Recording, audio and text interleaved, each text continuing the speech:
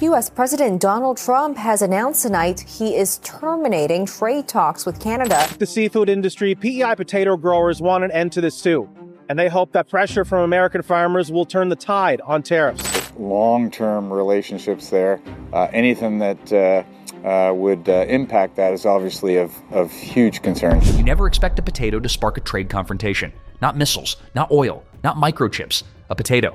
But sometimes power hides in the most ordinary things. French fries, hash browns, frozen wedges, the golden, crispy backbone of America's fast food empire. And now, that empire just found itself staring at a supply shock nobody in Washington saw coming. Just minutes ago, reports surfaced that President Donald Trump is demanding expanded access to Canadian potato exports under new trade pressure tactics.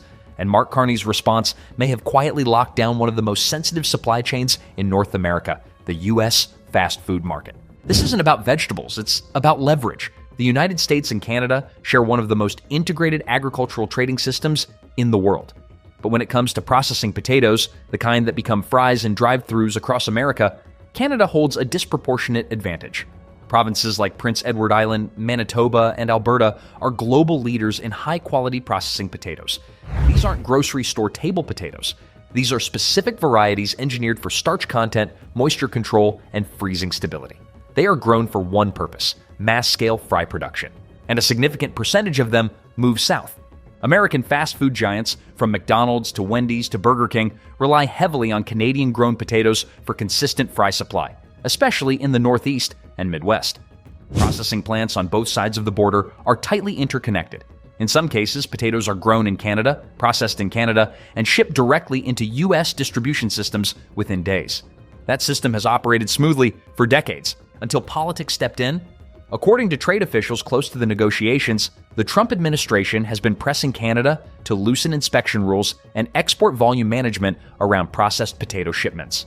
The argument from Washington is framed as supply fairness. The claim is that certain regulatory steps and phytosanitary restrictions limit U.S. buyer flexibility. But behind the scenes, the real issue is market control. The U.S. fast food industry operates on razor-thin margins. When potato supply tightens even slightly, prices react quickly. And recent months have already seen volatility due to weather disruptions, fertilizer costs, and transportation shifts. Any change in Canadian export flows doesn't just affect grocery stores. It affects national chains serving millions of meals per day. That's where Carney's response changed the tone. Rather than negotiate publicly or soften inspection standards, Canada moved quietly. Federal agriculture officials reaffirmed existing export controls, tightened inspection transparency protocols, and signaled that Canadian producers would prioritize domestic contracts and diversified export markets over politically pressured adjustments. Translation: Canada isn't budging. And that matters more than it sounds, because roughly 65 to 70% of frozen potato products used by major U.S. fast food chains in northern states are tied directly or indirectly to Canadian supply chains. That's not easily replaced. U.S. potato farming is large, Idaho and Washington dominate, but processing capacity and contract structures are regionally specific. Switching supply isn't as simple as flipping a switch. You need the right variety, the right freezing technology, the right starch consistency, the right pre-cut and par fry standards, and above all, long-term contracts. Carney's stance essentially froze any short-term leverage Washington hoped to gain. Instead of bending to increased export pressure, Canada is reinforcing diversification. Over the past year, Ottawa has expanded processed food export agreements with parts of Asia and Latin America. Those contracts may not match U.S. volume yet, but they create alternatives, and alternatives create negotiating power. The bigger picture is this: agriculture has become a pressure point in North American politics. Trump's strategy has long relied on tariffs and trade leverage to extract concessions. Steel, aluminum, autos, wheat, lumber, now potatoes. But food is different. You can stockpile steel, you can reroute oil, but you can't pause fast food supply chains without immediate consumer impact. If frozen fry inventories tighten, menu prices adjust fast, promotions disappear, portion sizes shrink, margins compress, and American consumers notice immediately. The timing makes this even more sensitive. Inflation remains politically charged. Restaurant prices have already climbed over the past 2 years. A spike in fry costs, one of the most symbolic items in American dining culture, would land loudly. Canada knows this. Carney's approach appears calculated. No aggressive retaliation, no dramatic speeches, just a firm technical defense of export standards and domestic priorities.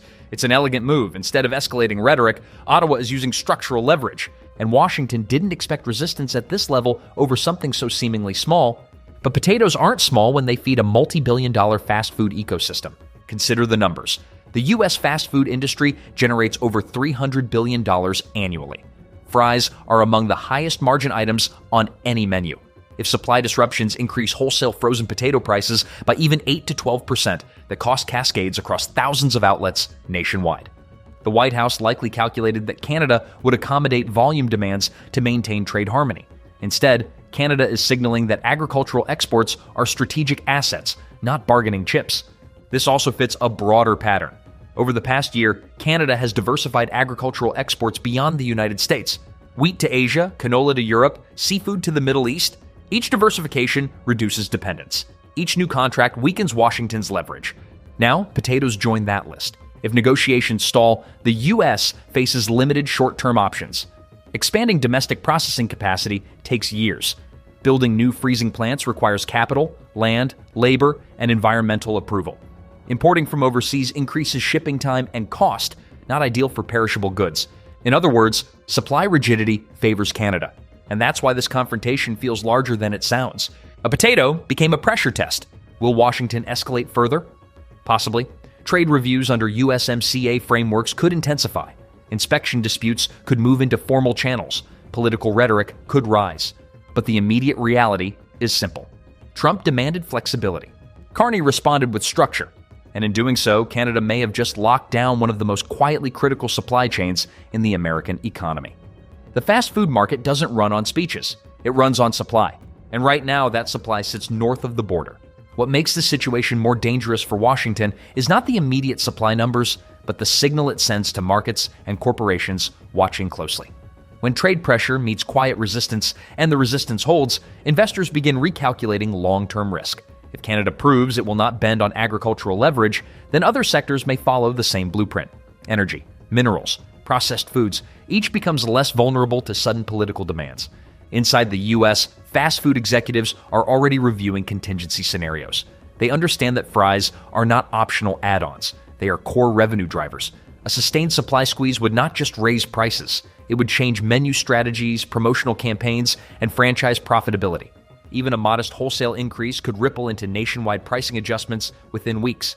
Canada, meanwhile, appears comfortable playing the long game. By reinforcing inspection standards and emphasizing domestic and diversified export contracts, Ottawa sends a message. Access to Canadian food supply depends on stability, not pressure. That approach reframes the conversation from confrontation to credibility. This moment will not be decided in headlines. It will be decided in procurement offices, distribution centers, and boardrooms calculating risk exposure.